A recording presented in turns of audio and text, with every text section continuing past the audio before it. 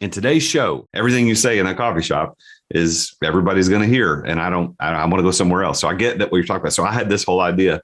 But at the end of the day, when the coach was talking to me about all this stuff, he's like, okay, you can't do the coffee shop. Like that's going to so far derail everything. And I'm like, yeah, but I want this consumer connection. So Mo, I will live vicariously through you and Vel, and I will be supporting you. And when you open one here in Nashville, I'll be a customer. I'm ready. Oh, we're ready to get there. It's amazing how many people want us to come there already. It's one of those, ideas that it's really valuable. Coffee shops have been around for forever. This third space was the library when I was a boy. Today, it doesn't really exist as a coffee shop experience. Starbucks and Duncan Donuts, God bless them, they own 65% of the market, but they're actually shrinking their footprint and they're going to the to-go model. So drive-through is really valuable. They're trying to shrink real estate, sell more product. I mean, that's their mandate.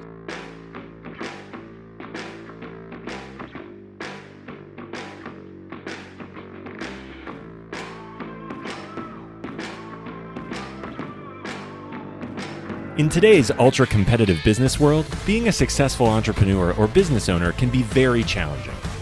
Fortunately, contemporary times have blessed us with resources for tackling those challenges and getting us to success more quickly than we could have imagined. Welcome to The Root of All Success with the real Jason Duncan, a podcast that explores how the world's most powerful entrepreneurs grow incredible companies.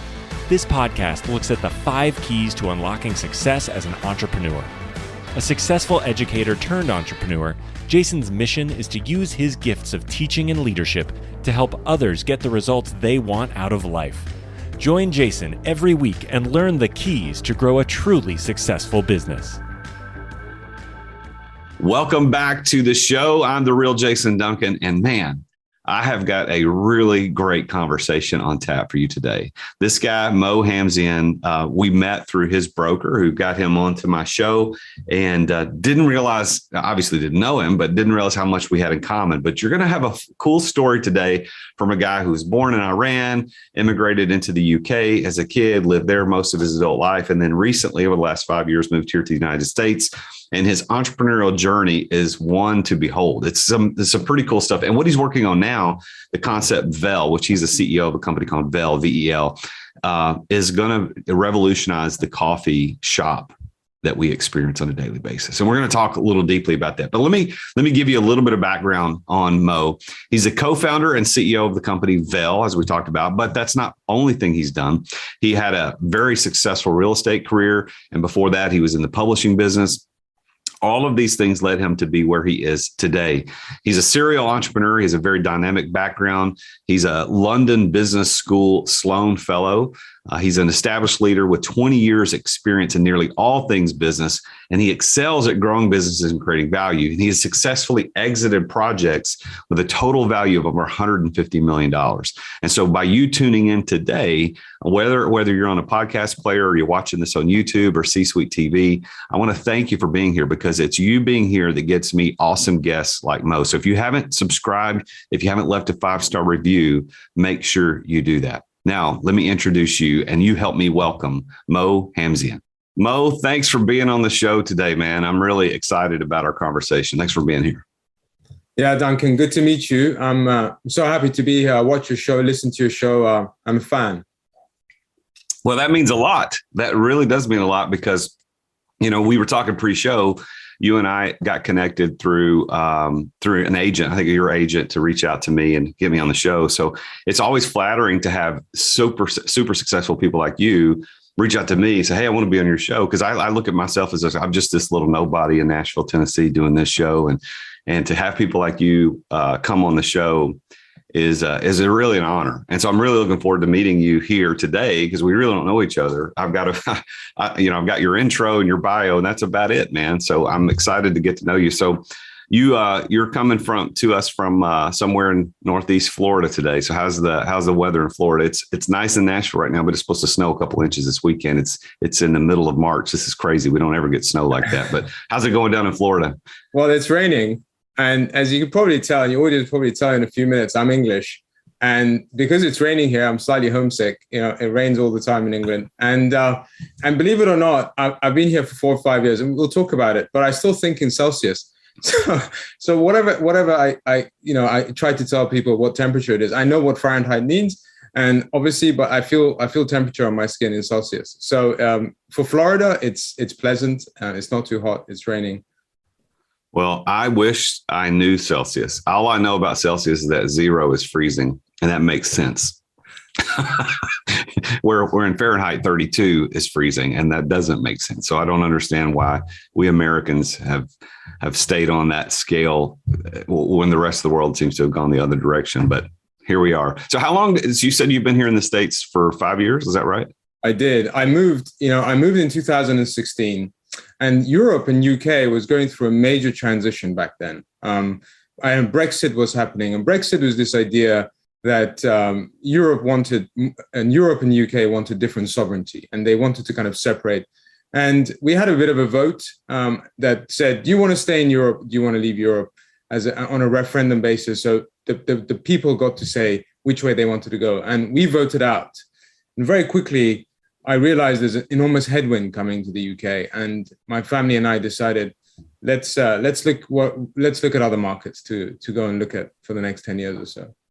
So you moved here as a result of the Brexit vote. Is that fair to say? Pretty much. And moving countries, even in today's market, is what an imperfect decision that is. Imperfect information. You're not making great choices. You haven't tested before you buy. Switching costs are high. Everything about it is difficult. But retrospectively speaking, it was a great decision to have made back then. So you said you moved your family here. So tell me a little bit about your family.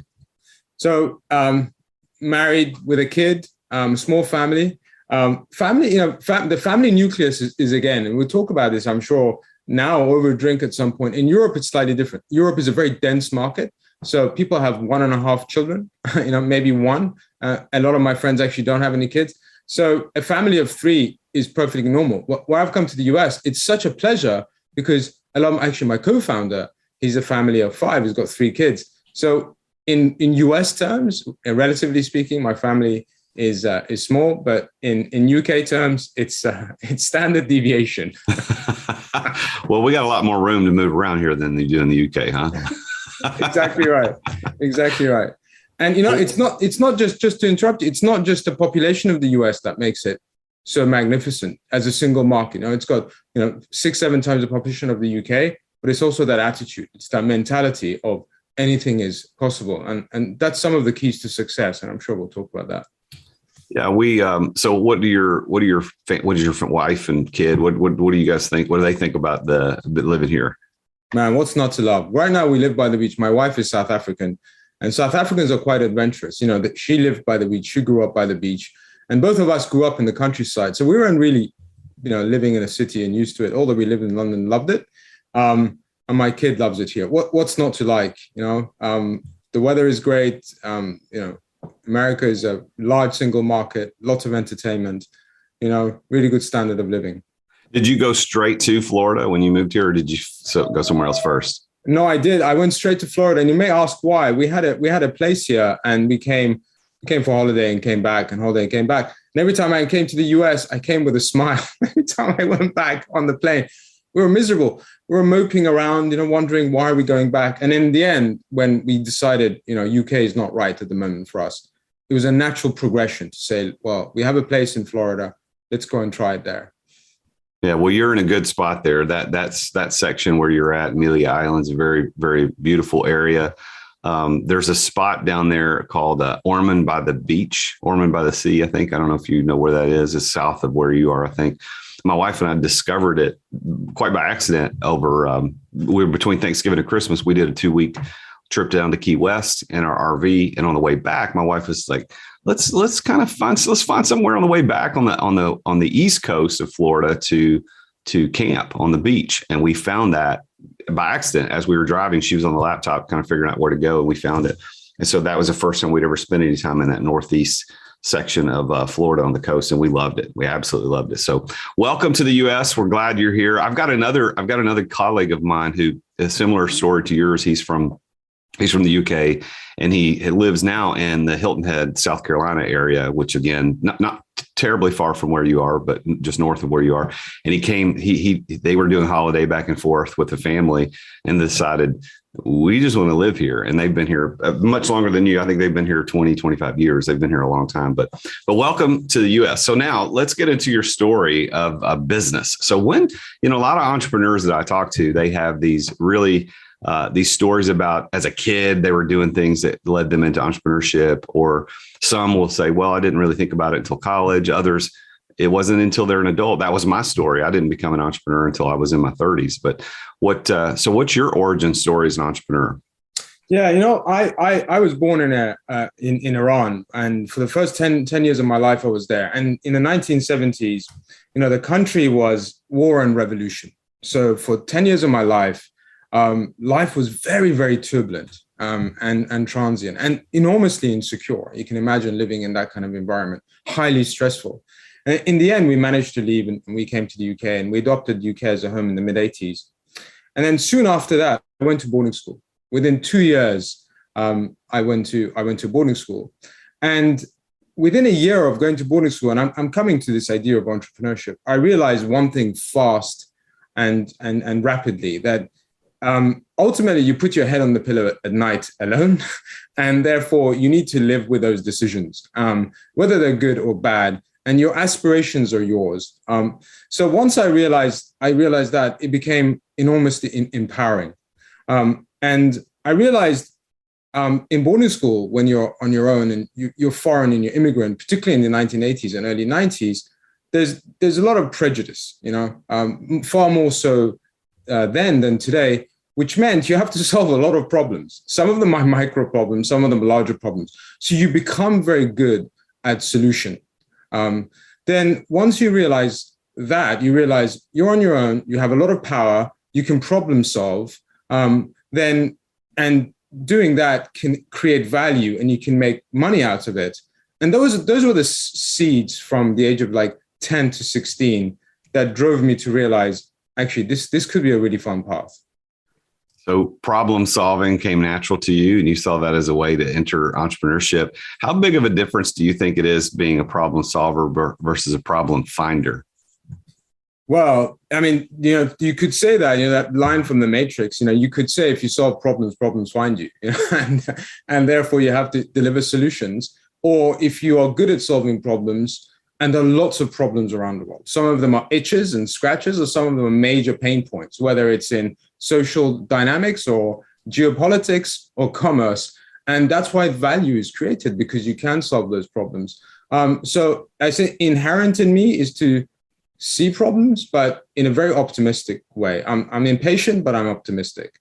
I remember having a conversation with one of my employees a long time ago, and we were talking about problem solving and how much problem solving was a skill that employees needed to have in order to be effective and indispensable in the workplace. And but what happened, what I found is that from an employee perspective, if you continue to drive that message home to your employees to be problem solvers, they're not looking for problems. They're waiting for someone to say, here is a problem, now go fix it. Where entrepreneurs tend to be the problem finders and the problem solvers. So I told him, I said, listen, I don't need problem solvers. I got lots of problem solvers. I need problem finders. I need you to go find the problems. And that changed his mind shift such that he ended up becoming, he is absolutely one of my key employees. One of the vice presidents of my company, and has been the longest tenured employee that I've got. So that's why I asked that question. I wondered what your perspective was. So let me ask you this. So in 10 to 16, you're problem finding and solving. Entrepreneurship is starting to bubble up in your blood a little bit. When did you start your first real company? I mean, not just making money, whatever it was you were doing as a kid, but like, when did you start your first real company? Yeah, so straight out of university or college, 21, I still hadn't quite cracked on to what I want to do. My father is a major patriarch, alpha male, has had lots of successes and also failures. But I knew family business or working with my father is not conducive. Is not, you need your own path, especially as a man, and I did that. So after university, a friend of mine was starting a publishing company, and I bought into that. And it was producing, the Balkans and Eastern Europe was a major thing in the mid 90s to the late 90s. It was still still ex-Soviet bloc. It was an undiscovered territory, but lots of wealth and affluence, particularly in manufacturing and tourism and travel. So we produced a publication that would shed light on those territories. It would shed light on those opportunities. And it was a circulated analog publication with a really good circulation and advertising revenue, subscription revenue. And I realized doing that for several years, and I sold out of it. I realized that information is really, really important, and people pay for it, for reliable information. And this is still, 96 was internet, kind of the start of the internet, and the real boom only started in 1990, 2000. So this was pre that. But realizing that good information and data is key helped me later on down the life. And after that, we'll talk about it, but I fell into real estate. So you started in the publishing business, and you bought in, made some money, eventually sold your shares in that. Did you go straight into real estate next? I did. I was at a, funny story. I was at a dinner party, and I overheard a deal in real estate. And these two people were boasting about they bought this piece of land and they'd done X, Y, Z to it, and they managed to put a building and flip it and made this level of return. And my kind of ears went ping, and I was like, well, why can't I do that? let me find out more. And I did. I took the money that I had from the sale of the publishing business, and I did exactly that. So this is now like 99, 2000. And I bought a piece of land, and in England, adding value requires a lot of cajoling, and permits and planning and design are really, really important. So you front load the value you make, and often, you've made your profit in what you've bought and not what you've sold. So solving early on problems and managing risk is really, really important. But fortunately, I got very, very lucky. And deal number one was a great success. And the young man in you goes, I'm really good at this. Not knowing that, luck had a major role to play in it. And then it was more about repeat, improve, become more sophisticated, larger project, more complicated risk, better financial engineering, better assets, larger buildings, offloading larger number of units. And that took about 10 years of my life until I fell into something else.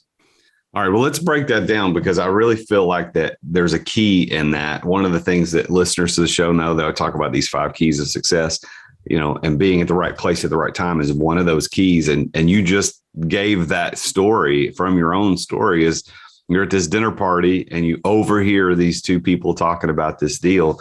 Did you know these two people, or do you know them today? I don't know them today, and I didn't know them then. And I didn't really press buttons too much because I didn't want to be dissuaded. I knew in that moment, if I have that conversation, sometimes ideas are fragile, and you need to go and, you need to go and nurture them for them to become valuable. And sometimes you need to do that quickly, but by yourself, or quickly, or with an inclusive team. So I knew if I go and speak to them, they might, give me information at that moment that will, pierce my motivation or inspiration in that moment. So I went away and did my own homework and realized, in fact, that they're definitely onto something. Well, isn't it funny that real estate seems to be one of the things that most entrepreneurs either have done, are interested in, or learn about, or learn from? The Rich Dad, Poor Dad book, I'm sure you've read it, or right. you know what I'm talking about. I think that book talks so much about understanding real estate as this asset class that could provide true passive income, or large chunks of money through very small amounts of time investment. So congratulations for your success in real estate. And I'm really glad you went to that dinner party. Yeah, me too. Real estate is one of those businesses that, it's simple, but it's not easy. And there are many ways to come at it. I wasn't really into the rental game, into the yield of real estate. I was much more into buy land, develop, spend money for 2 years, unload value after 2 years with low density apartments. So it was more of a project by project. What that taught me was that each project was its own mini startup. It was its own mini entity, legal entity, structure, funding, brand, product, team. So for 2 years, that was a mini startup. And it was, acquire, build, grow, add value, exit. So it was a series of project exits. And each one of them, were major multiples, large denominations. So that set me up for this startup VC culture of buy, add value, exit. So had I maybe gone into the yield world of hold cash flow, it would have been a different story for me. Yeah, so that's an interesting perspective on the real estate. So your interest at the time, and we'll get to what you're doing now, but your interest at the time doing real estate was more the big cash out through exiting. So you kind of like today, it's very famous to do fix and flips, whether commercial or residential, mostly in residential. You buy it for a certain amount of money. You spend 6-8 months working on it, lots of capital infusion. But in the end, when you sell it, you walk with this huge payout, as opposed to a lot of people are into real estate for the cash flow purposes. And that is my primary interest in real estate personally, is for cash flow. But it's interesting that there's so many different ways to make money in real estate, isn't there? I mean, it's crazy. It's amazing. Partly the yields were so low in England. You were, if you were breaking 3-4%, cap rates, it was okay. It was just the property values were so high and the rents weren't as high. So that wasn't a feasible. It's different now, but it was much more. And taxation structure was lend itself better to purchase, build, exit at the time. Again, things have changed slightly. And it's more fun. It lend itself better to my personality, my skill set, which was find a problem, whether it's a design problem, a financial problem, or an asset problem, fix it, build it, which is enormously exciting because you're building product. And you're building team around that product, and then sell it, which is marketing, sales and marketing, exit strategies, maximizing value, making sure the returns are there. So it had a richer life cycle for me, and maybe that's why I stuck with it. When you were in real estate, I would be interested to know, and if you're comfortable or free to share, like financially, when you're for cash flow purposes, there's certain percentages that you can expect on residential rentals, long-term rentals, short-term rentals, et cetera, or commercial leases. But on the fix and flip, and again, that's a very, it's probably not the great example of what it was you were doing, but on that side of things where you're fixing it, building value, and you're finding the problems, and then you exit, what type of financial income would you make off of the deal? I mean, could you share one deal like, hey, we put in X number of money and we had walked away with this, to give entrepreneurs out there who are interested in this to know, oh, this is what's possible? Well, in Europe, I've done deals both in Europe and the UK. The barrier to entry is much higher. So the cash level you need to get in is much higher. So the dynamics are slightly different, but the returns are nonetheless the same. But in terms of returns, we wanted a 35% return on equity, annualized return on equity. So if we put in $1 million cash, we wanted $350,000 at the end of year one. Usually the projects were 2 years. So we really wanted to double our money in 2 years' time, double our equity, but that was leverage equity. And most of the deals were between 750 and £2 million, or it was about $3 million cash. Wow. And did you, of course, you had some money from the publishing business that you seeded that with, but you used the word leverage. So you were leveraging most of that cash with other partners and with institutional money. Is that how that worked? That's pretty much it. It's like mezzanine finance. You would get about 70% debt from construction loans. They weren't cheap, 6.5%, 7%. Depends on your background. Earlier on, I was paying closer to 9 to 10%. But then you would stabilize it once as construction progressed. The risk and carry dropped because you're making more progress. And so, but you could freeze interest. You would get a grace period during the development. You could roll up the interest. You didn't have the cash flow burn of repayment of interest, and you just embedded that or baked that into the total loan. that was perfectly fine.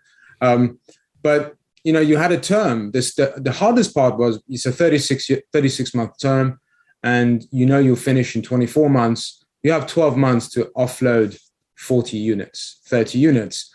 You never wanted to go to your bank, month 20 and say, "Can we extend, please?" Because that's suddenly very, very expensive. So there are some stresses and some risks in England. For instance, I purchased a police station, and you go into it without any planning consent. You have to buy that asset with total risk, knowing that you may not be able to make the units you want to make because you might not get the permit from the council. And you have to be okay with that and make those calculations of worst case scenarios. So you have to be able to move fast and make some really difficult decisions. Well, isn't that the story of the entrepreneur? The entrepreneur is separated from the business owner. The entrepreneur is separated from the corporate employee on two factors, risk and innovation. And so on the risk side, you have to be able to accept and understand and calculate that risk, just like you did on buying that police station. And then on the other side, you've got to be able to innovate. Like, how do you turn a police station into units that people can occupy? That innovative spark and that ability to withstand risk is what separates entrepreneurs from business owners. And so many people are business owners, and they call themselves entrepreneurs, but they're not, because they don't take any risk. They don't do any innovation of any kind. But then on the other hand, you've got a lot of people that are entrepreneurs that don't own businesses. And that's the weird thing. It's like, you can be an entrepreneur and a business owner, or you can be a business owner or an entrepreneur. You're not necessarily the same in any time. But it sounds like to me, you not only were a business owner, but you're definitely playing in the entrepreneurial space as one taking risk in the real estate. So I want to recap for the listeners to hear what you did. So you took seed money from the sale of the publishing company. You put down, I assume there were probably partners involved at some point, but you 30% equity into the project. But then you would double your money. You would double your money within 2 years, in spite of the fact that you're paying 9 and 10% interest rates, which is crazy. But short-term hard money, that's actually cheap for short-term hard money today. I mean, one of my companies is a hard money lending company, and our interest rates are a lot higher than that, but it's accessible. You can get to it really, really quickly. So good job for you on that. Now, how long did you stay into the real estate market before you moved to your next big adventure? We're going to take a break from our show right now to bring you our sponsors. All right. Thanks for listening to our sponsors. Now back to the show. I was, real estate is one of those things. Once you're in for life, because of the knowledge is so powerful. So I've maintained. I don't have any real estate investments, significant investments now. I'm in a different stage of my life. I'm doing something else. But that knowledge, I think, is going to stay with me forever. So I hope to carry that into the future. But really, in terms of as a dominant force in my life, it was about 10, 12 years. Okay. And then through real estate, one thing real estate didn't offer me was direct contact with consumer. I really missed acquiring consumer. You build wonderful products, but then it's behind the veil of realtors and agents, and they sell it on your behalf. And you really, that is it. And it's transactional, and you're done. The same customers aren't, unless you're a national home builder. Those same customers aren't buying from you again. So it was a bit disappointing. And every time I sold it, I found selling those assets slightly bit of an anticlimax, because I wasn't acquiring customer. And then I wasn't able to retain customer because they weren't even my customers.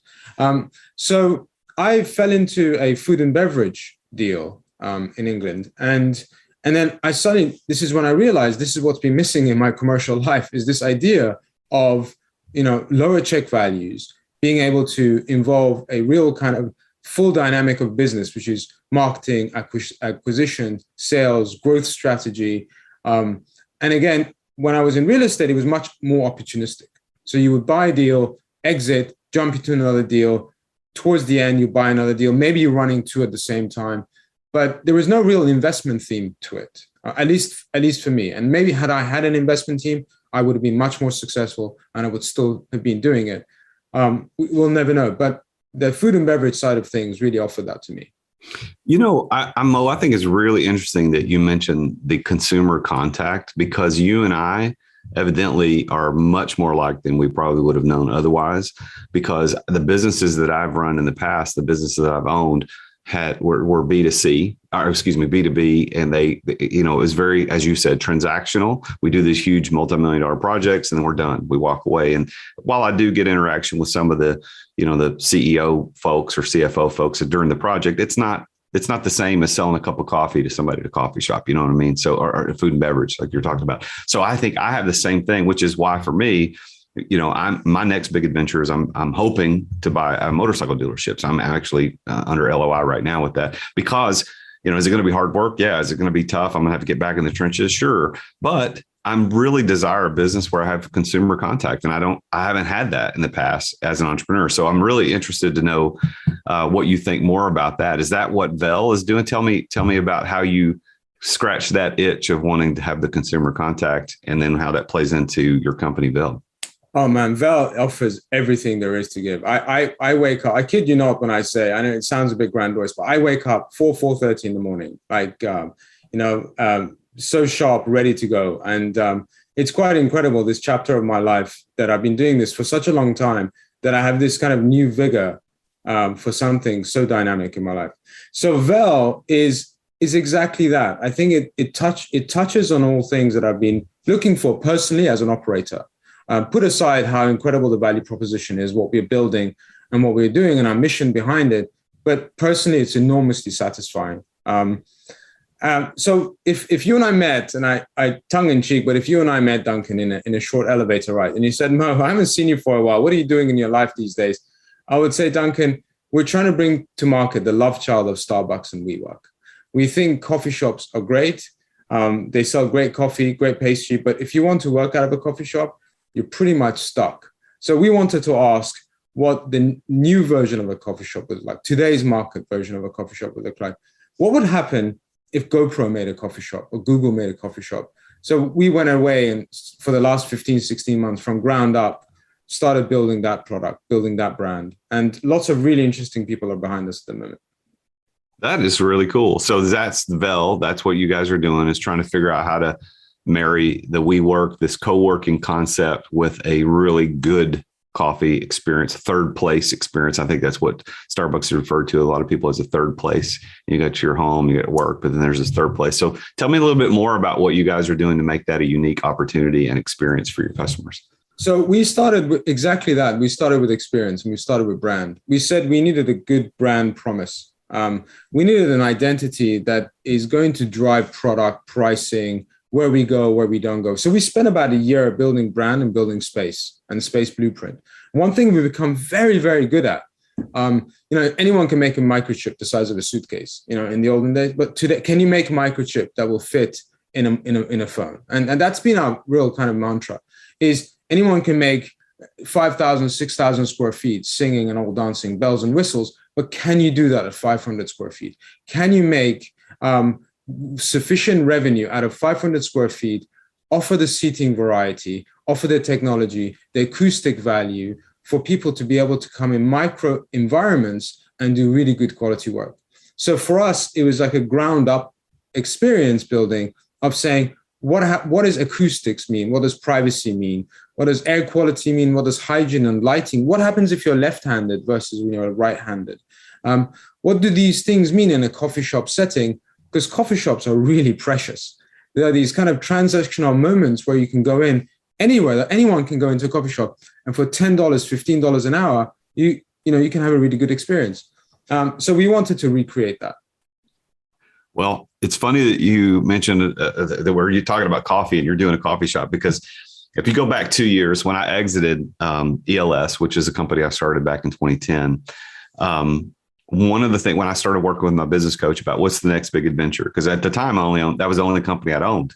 Well, since then I've started 5 or 6 others and done these things, but on my list of things, my coach said, okay, what do you want to do? And I said, well, I got this nonprofit idea, and I got this coaching business idea, and I've got this podcast idea, and I want to do a coffee shop, and really literally I had this idea very much like what you're talking about. This is really funny how we're so similar here, but I had this coffee shop, and I had the name, the concept, the feel, the acoustics to me are very important. There's a coffee shop my wife loves to go here locally. I won't go because the acoustics suck. I can't have a private conversation.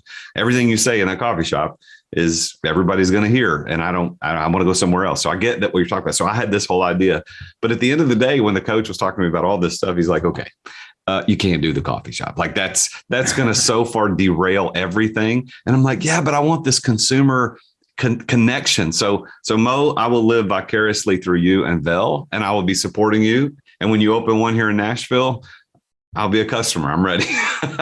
Oh, we're ready to get there. It's amazing how many people want us to come there already. It's one of those, ideas that it's really valuable.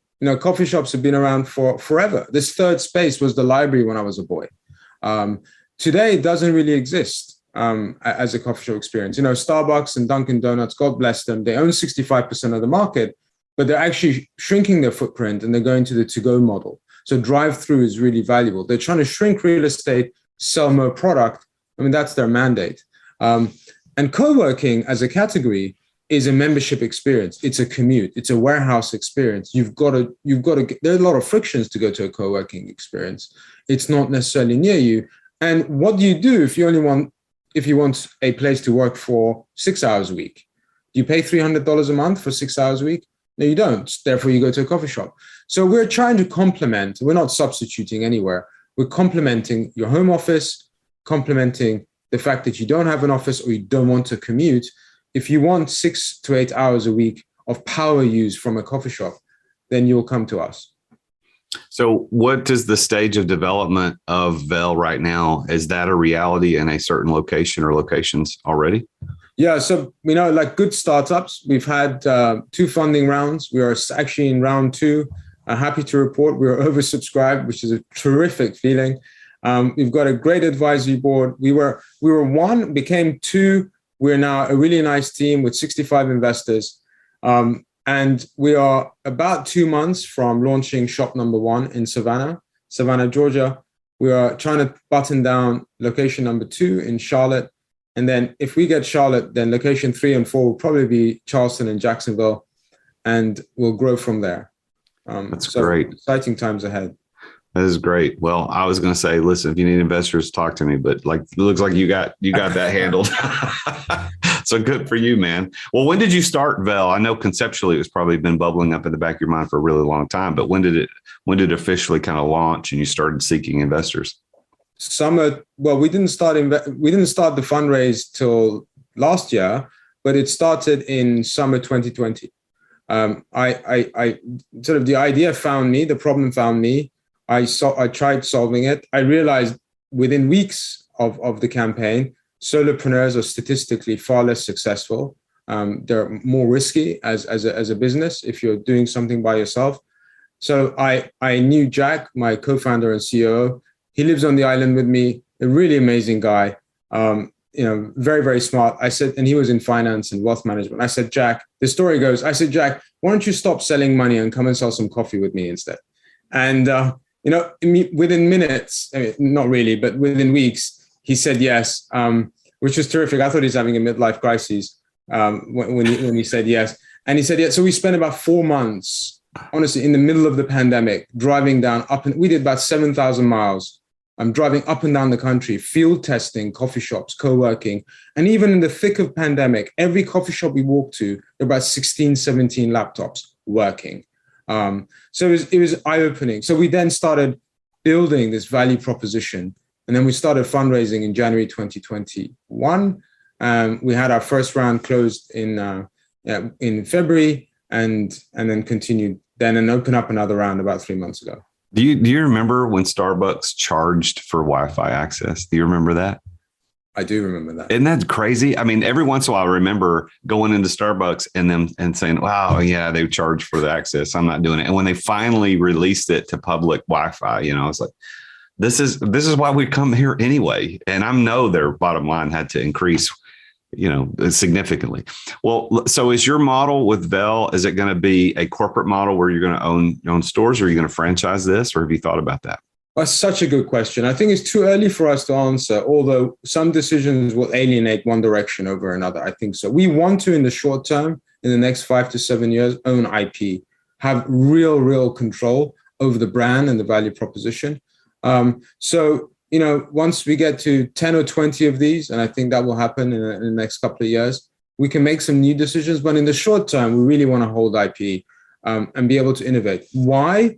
Because we think robotics are going to be a major thing. We think customization and curation in a coffee shop are going to be a major thing. What if space could change? If we franchise these units, we can't innovate everywhere the way we want to because we've already sold the license, for instance. So I think, and the workplace is changing so fast. What happens when holograms comes to effect? What happens when people have maybe a less of a reliance on coffee shops? What do we do when the amenity space of these amazing buildings becomes so good then people maybe won't leave and we have to change our footing and maybe become the amenity space of choice for these residential developers? If you want that iteration and agility, I don't think you can franchise. Yeah. Well, I don't know much about the franchising model in general, but I know that certainly lots of people have made money through the franchising model and the real estate model, but I applaud what you're accomplishing with Vel. It's VEL for those that are listening here. It's VEL, Vel. But I really like it. And I also think, just as a little tidbit of an idea, is that a lot of times people want to go to the coffee shop to disconnect. They want to connect with some person, but they want to disconnect digitally. And so, but you can't escape because there's a Wi-Fi is ubiquitous. It's everywhere. And so maybe there's this spot in each Vel location that's the disconnect, no phones allowed, Wi-Fi doesn't work in that area, that type of thing. That might be, I'm a member of a club here in Nashville, and they're building something called the Vault. And it's a private room that cell phone signal will not work in. So if you need to have a private meeting, you can go in there. So I think more people are wanting that escape spot to get away from the dings and the bings and the buzzes and the vibrations of your phone and your laptop. So you may want to, that's a free idea you get for being on the show. Duncan, you're a genius. And I tell you why. My hair is standing up because we're actually incorporating that. And we're going to have these kind of phone booth pods at Vel. And we're thinking about a personality for each pod, a stimulation pod, a relaxation pod. But I think one of the pods is going to be exactly that. It's going to be this disconnection pod that you go in there and nothing will happen. It's just you without the stimulation of the world. One thing we're really trying to work at Vel is, what does psychological safety mean? What happens because we're overstimulated? What is inherent? What are the fundamentals of flow? For you to be able to be in full stream productivity? What does that look like? And what stimulations do you need? What do you need to remove to be able to be in that zone? That idea of limitless, that movie, but organically speaking. So we're trying to build that with good hardware and good technology, good scent, good lighting, but also good direction, good user interface, which is what you described. If you're creating a vault, it's ushering a certain behavior that is acceptable, not acceptable. So no, it's really exciting stuff. And these ideas we actually have a behavioral scientist on our team. She used to be one of my professors, Professor Gabe, and she's helping us a lot with understanding these kind of dynamics. That's great, man. Well, let me ask you this. So you're a successful guy. This is a show called The Root of All Success. How does Mo Hamzian define success? You definitely have to enjoy what you're doing. That's number one. You have to be passionate. I'm built with singularly obsessed. I'm a kind of a dog with a bone personality, and sometimes a bit of a bull in a china shop. Much more when I was younger. So I really, really have to enjoy going after my target, whatever that is. Otherwise, the drive won't be there. Because for me to win the equivalent of my Olympic gold, and we'll talk about that, it requires an enormous amount of grit. And maybe a 4-day week can cut it. But even if you're working in those 4 days and not 7 days, it requires an enormous amount of commitment and drive. You better enjoy it. So that's top of the metric. Number two, you have to be really working with great people. That team is really, really important. It's impossible to create wonderful things by yourself. So you have to be able to have a team that complements you. There's a certain level of trust. The product has to be right for success. There has to be a bigger mission, something much bigger than yourself that can galvanize you, your team, the product, the customer to make evangelists out of it. And you really have to solve major problems. Even if it's for a few people, it has to be a major problem and get behind it. and you have to earn money. There has to be good revenue, good income for you to be able to do that, because those are one of the metrics that shareholders care about, I care about. And then you have to be doing it at the right time. You definitely, if it's too late, it's less interesting for me. If it's really, really too early, it's also less interesting for me. It has to be the biting point of doing something at the right time. And then success is micro successes for me. It's about getting to certain destinations that I know I've got there and then moving from there. But honestly, I don't really think about every day what the success looks like for me.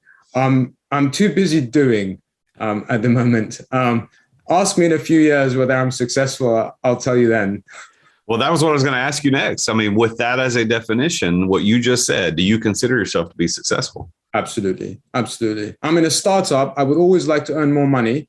CEOs of an early stage startup, we earn, very little. That's the right thing to do, by the way. But no, honestly, putting that aside, I love what I do. My team loves what they do. We're building something really, really great. I feel really lucky, and I'm doing it. And you joke around, but I live in a town with 10,000 people. But I've been able to create this with my co-founder because of this large single market, because of the attitude of the country. There's no way you could do this in a village out of France. Impossible. A village out of Poland, Germany. I mean, these are European countries, first world countries. Why? Because this single market is just incredible. And I'm also very lucky to be here. Well, I know that the listeners to the show will know that the 5 keys of success that I always talk about on the show were born out of these types of conversations that I've had very casually with people over coffee or bourbon or cigars or dinner or whatever it happens to be. And these 5 keys you've mentioned almost every one of them in our conversation today already, passion being the first one. And in your definition of success, you said that you have to be passionate about it. But what's interesting about that is that your definition of success, at least by the context of your answer, was the emotional side of passion, which is what most people think. It's about enjoying what you do. But what I found is that passion, the key to success when I say passion, is the mental side of passion. It's the willingness to endure. And you used the word obsessed. And I had another guest on the show recently who said his preferred definition of passion is obsession, because as a successful entrepreneur, you have to be obsessed with what it is that you're doing. Do you agree with that concept? 100%. 100%. I think to drive, if you want to become, a leader, or you have enormous aspirations to become, the Frank Sinatra or the Elon Musk. Not that many people become that, but that is your aspiration. That's your rudder. It requires a high degree of commitment, and you can't white knuckle that. You can't willpower that for 7 years. It's impossible. Human beings aren't designed that way. Short-term willpower is okay, but you really have to fall in love with what you're doing. And, time just evaporates. And singularly obsessed requires focus at the same time. So it's really important to have single obsession. And I think that, too, you talk about the second key to success is being at the right place at the right time. So we talked about that dinner party. And that dinner party, you were at the right place at the right time. So that's certainly played a part in your story. The third key is knowing the right people. Who are the right people in your story? Who are the people that helped you become who you are today? Lots, immediate family. My wife is incredible, has been supportive for so many years, and we've been through thick and thin together. My parents, they've taught me so much in different ways, soft and hard. Father teaching me one thing, mother teaching me another. But friends along the way. I believe enormously, and I do a lot of mentoring because I believe in that, this objective other person that can help you, which to some extent, this is what you do for a living, Duncan, this idea of coaching, this objective observer. But in the early days, I mean, you might think this is delusional, but in the early days when I didn't have that mentorship, in the 1990s, when transparency wasn't there, I made them up. I read books of the greats and I said, what would she do? What would he do in this situation? What advice would they gave me? Pure fiction, obviously, but based on some fundamentals. So I think you yourself, I think, a great source of power as well. Well, thank you. And the fourth key is preparation, and it's having the know-how to pull it off. And I think that part of what your story revealed is that you were prepared to be successful as a real estate investor, and now as a, publishing real estate, and now as a coffee guy who's going to be developing the next big coffee opportunity, coffee experience for the consumer public. I think your preparation was in those teenage years of looking to solve those problems. And you quoted Matrix where, if you're a problem solver, problems will find you. And I think what you found was there's a problem. There's a problem with the co-working space. There's a problem with the coffee space. Starbucks and Duncan have their place in our society and in the consumer brain. But, for me, those are not coffee shops that I go to on a regular basis, even though I know I'm personal friends with one of the largest Duncan franchisees, owners, and manufacturers in the country. We're good friends with. He's been on my show, but I'm not a frequenter of those places because I prefer, those smaller coffee shops. So I think your preparation to do what you're doing now came from that, and then finally plan. The key to success is plan. The fifth key. And that's the financial ability to do things. And I want to ask you a question. You said that you invested in your friend's publishing company, and then you used that capital when you sold your equity to go do the real estate. And then the real estate, of course, gave you the capital to do everything else. But where did you get that first amount of money to invest? I was sweat equity. It was building. I think it was building value in the business, and then selling that. So. If you are smart, I think, and you're capable, and you find an opportunity and you're willing to add value without much expectation in return, the greats have done it. You're unmissable. You will be unmissable. Maybe today you'll be missed, but tomorrow you're unmissable. And then you can create and generate that momentum and value, especially if you're much younger. So that's definitely possible. That's awesome, man. Well, Mo, it's been fantastic talking to you. I love your story. I love what you're doing. And you and I have a lot of similarities. So when you get to Nashville, you definitely need to come look me up. We need to hang out. How would people get in touch with you? What is the best way for them to reach out and get in touch with you? I'm really active on LinkedIn. I really enjoy meeting new people. I'm sure it'll be in your show notes. So find me there. We are also, you can find Vel at Work at Vel, which are the social media handles. And our domain is myvel. Funny story, we tried to buy vel.com, VEL.com, but the owners wanted $750,000 for it. So we politely said no. The good news is no one else is going to buy it. So we're at myvel.com. You can find us there. And if you're ever in Savannah, make sure you look us up, or Charlotte or Charleston or Jacksonville. Maybe we'll be in Nashville sooner than you think.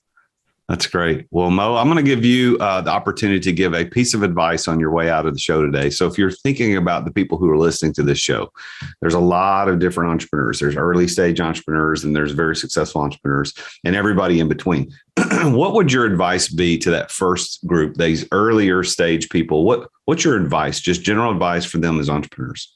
It's not a glamorous piece of advice and it's not a quick fix, but I tell you this, I mean, I'm not going to paraphrase it properly, but I'm going to try and paraphrase it because I don't remember it properly. But Sylvester Stallone talks about this idea that he's not the tallest, he's not the strongest, he's not the most good looking, he's not the most talented, but he's the most hardest working actor out there, right? And this idea of perseverance and tenacity is incredible. It will yield this compound effect of momentum. It would yield incredible results. So hard work, I would say, be prepared for it, use common sense, and you will get there.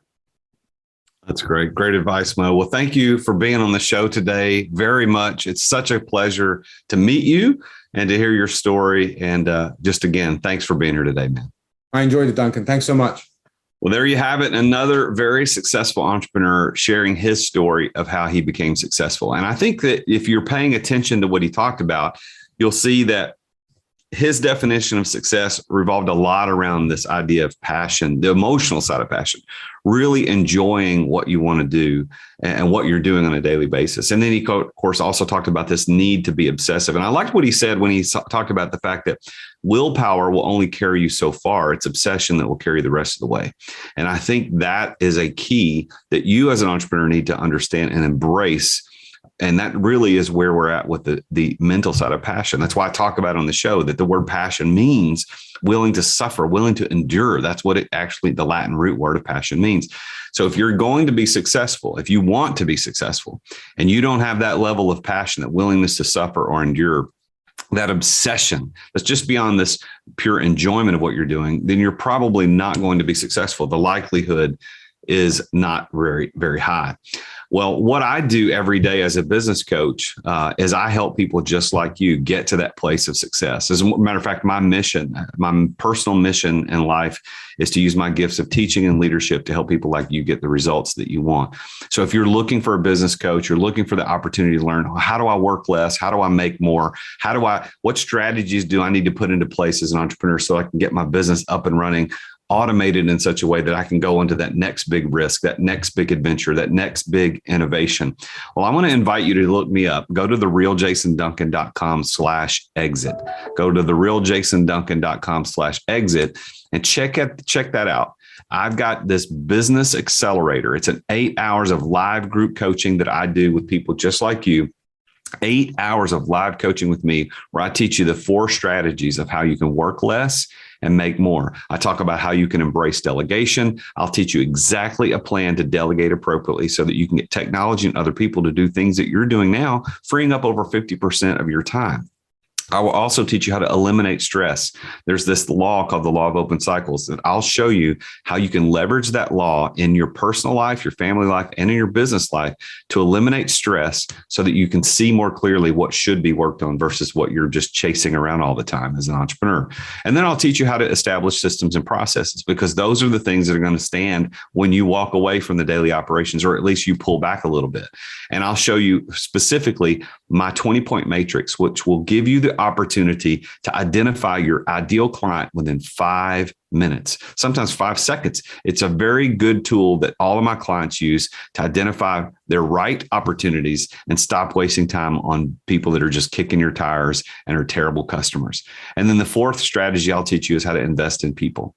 Yep. Investing in people is going to be one of the keys to make sure that you get to work less and to make more. One of the things I'll share with you in that live group coaching through the Business Accelerator is my 10-step plan on how to identify, hire, and onboard excellent employees. I figured out how to do that over my decade experience working with employees, hiring great people. I can show you exactly how to do that. So go to therealjasonduncan.com/exit and read all about it. And I'll see you in the next Business Accelerator. Well, tune in again next week when I talk with yet another amazingly successful entrepreneur about his or her journey to success. Until then, I am the real Jason Duncan, and Jesus is King. See you next time. Thank you for listening to another edition of The Root of All Success with the real Jason Duncan. If you've enjoyed this week's episode, we invite you to visit therootofallsuccess.com to access the show notes and other helpful resources. Take charge of your business. Grow it from great to incredible. Join us again next time here on The Root of All Success. This podcast is a part of the C-Suite Radio Network. For more top business podcasts, visit c-suiteradio.com.